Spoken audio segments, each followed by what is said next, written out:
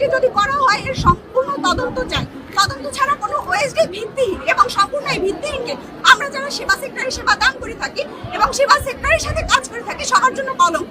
তাই একজন মিডওয়াইফ, একজন ইন্টার্ন মিডওয়াইফ হিসেবে যে পরবর্তীতে সেবা দান করব, একজন সেই সেবিকা হিসেবে কখনোই আমরা ওএসডি মেনে নিতে পারি না। আজকে তাই আমরা এখানে সমস্ত নার্সিং ইনস্টিটিউটের স্টুডেন্টরা, ইন্টার্ন নার্স ও মিডওয়াইফরা এবং মেডিকেল কলেজের স্টুডেন্টরা সহ একটি মানববন্ধনের দাঁড় করিয়েছি। আমরা চাই শামীম আল আজাদ স্যারের ওএসডি তুলে নেওয়া হোক এবং সম্পূর্ণ তদন্ত করে বিচার করা।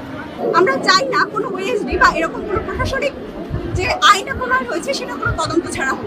একজন ডাক্তার যিনি সমাজের সেবা দেন, যিনি সর্বস্তরের মানুষের জাত ধর্ম নির্বিশেষে সেবা করে থাকেন, তার কেন ওএসডি হবে এবং সেটা তদন্ত ছাড়া, যেটা সমস্ত আমাদের যারা আমরা সেবা সেক্টরে আছি, আমরা সেবা দান করে থাকি, সবার জন্য একটা ব্যর্থতা। সেজন্য আমরা আজকে এখানে মানববন্ধনে দাঁড়িয়েছি।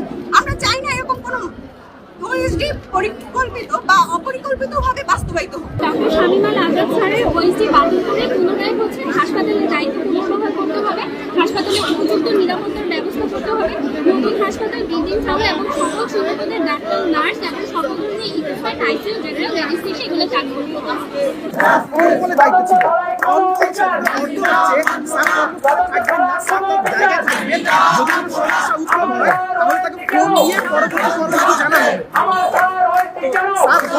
কিন্তু এই ঘটনার গুরুত্ব উপলব্ধি করে অনকল থাকা সত্ত্বেও তিনি কিন্তু অতি দ্রুত হাসপাতালে চলে আসেন এবং এই রোগীকে যে অবস্থায় আনা হয়েছিল ঘটনাস্থলে তার নাক দিয়ে রক্ত বের হচ্ছিল, যা স্বাভাবিকভাবে গ্রাউন্ডিং কেসে হয় না, এখানে হয় না।